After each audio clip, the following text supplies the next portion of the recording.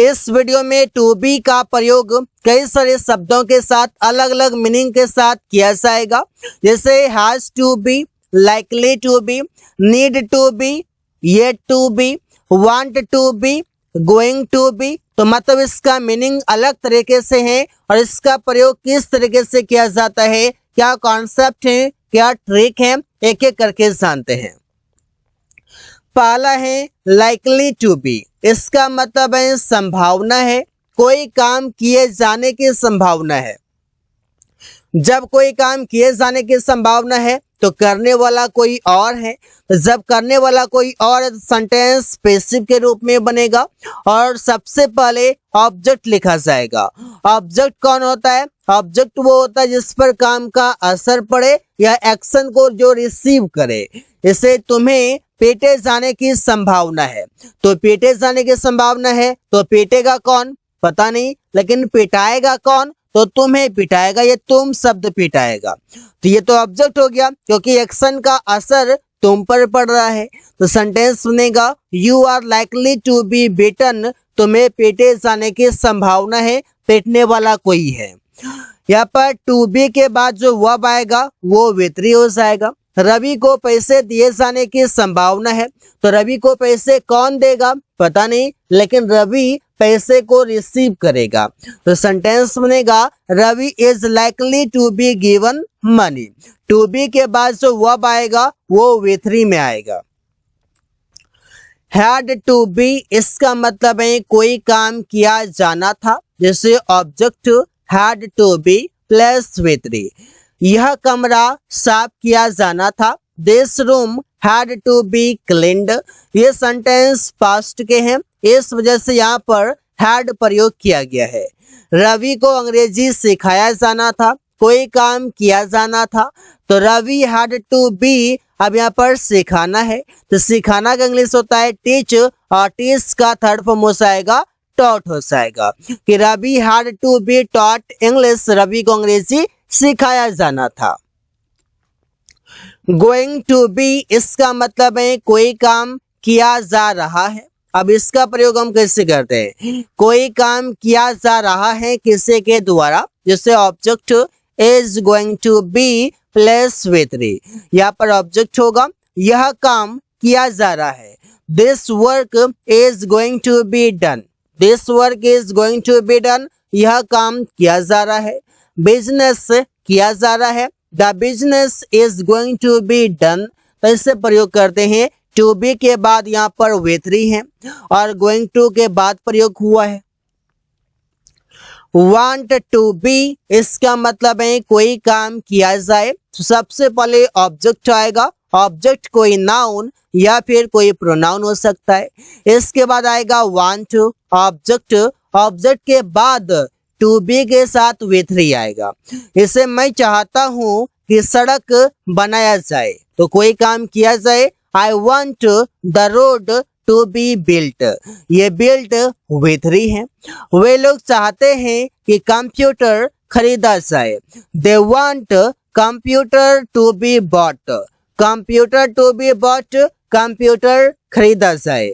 मैं चाहता हूं आपको अंग्रेजी बोलना सिखाया जाए, मैं चाहता हूं कमरा साफ किया जाए, मैं चाहता हूं यह सामान यहाँ से हटा दिया जाए, मैं चाहता हूं गली साफ किया जाए। ऐसे कई सारे वाक्य हैं जो आप प्रयोग कर सकते हैं।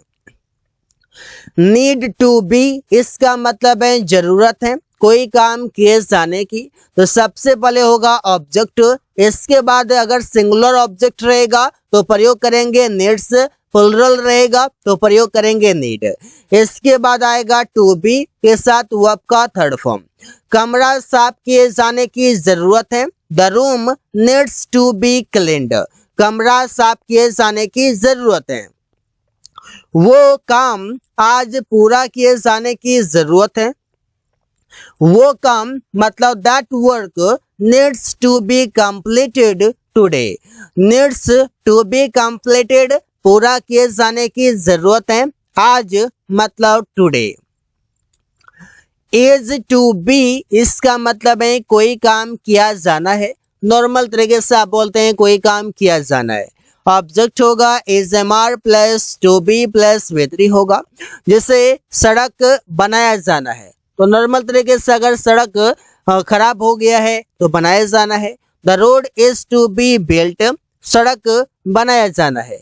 अंग्रेजी सिखाया जाना है। इंग्लिश टू बी, अब यहाँ पर सिखाना का होता है टीच, तो टीच का थर्ड फॉर्म हो जाएगा टॉट हो जाएगा कि English is to be taught, अंग्रेजी सिखाया जाना है, अंग्रेजी पढ़ाया जाना है। Deserve to be, deserve to be का मतलब है कोई काम करने के लायक है, कोई काम किए जाने के लायक है, ऐसे बोलते हैं। ऑब्जेक्ट होगा डिजर्व टू बी प्लस वे3 होगा। जैसे वो अपमान किए जाने के लायक नहीं है, मतलब कोई लड़का अपमान किए जाने के लायक नहीं है क्योंकि वो बहुत मेहनती है, बहुत ईमानदार है, या कुछ भी आप बोल सकते हो। तो he doesn't deserve to be insulted, वो लायक नहीं करता है, वो ही डजंट डिजर्व, वो लायक नहीं है टू बी इंसल्टेड, अपमान किए जाने के। तुम पेटे जाने के लायक हो क्योंकि तुम हमेशा गलत बोलते हो, तुम काम नहीं करते हो, तुम चोरी करते हो, तो तुम पेटे जाने के लायक हो, तो बोलते हैं you deserve to be beaten. तो यहाँ पर सेंटेंस में सबसे पहले यू आएगा क्योंकि यहाँ पर तुम ऑब्जेक्ट है, पेटेगा कौन पता नहीं लेकिन पिटाएगा तुम। यू डिजर्व, तुम लायक हो, टू बी बेटन मतलब पेटे जाने के। येट टू बी, इसका मतलब है कोई काम करना बाकी है या कोई काम करना है, ऐसे बोल सकते हैं। यह सड़क बनाया जाना बाकी है, मतलब ये कि बहुत सारे सड़क अलग अलग तरीके से अलग अलग रूट के बन चुके हैं लेकिन ये सड़क अभी बाकी है, इसे बनाया जाना बाकी है। तो बोलेंगे this road is yet to be built, यह सड़क बनाया जाना बाकी है। Within a month, within 2 months ये सड़क बन जाएंगे।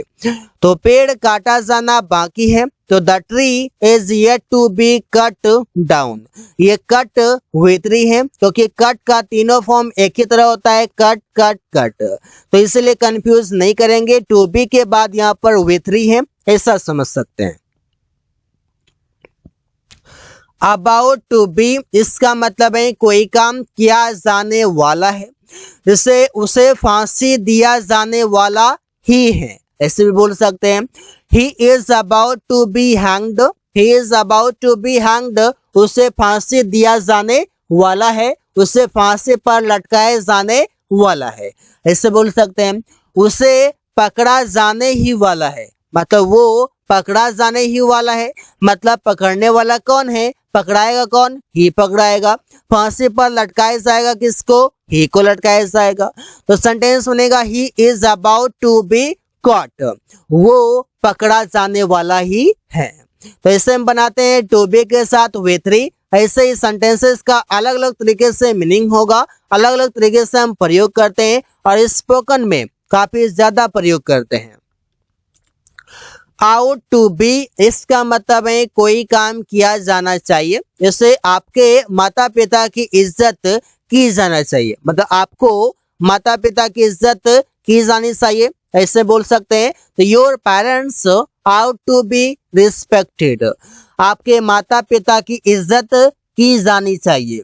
बड़ों का आदर किया जाना चाहिए, elders ought to be respected, कोई काम किया जाना चाहिए। जहाँ पर आप नैतिकता की बात करते हैं, जहाँ पर आप मोरालिटी की बात करते हैं, वहां पर प्रयोग करते हैं आउट टू, और उसके बाद अगर बी विपरीत जोड़ दिया जाए तो मीनिंग कुछ इस तरीके से आता है।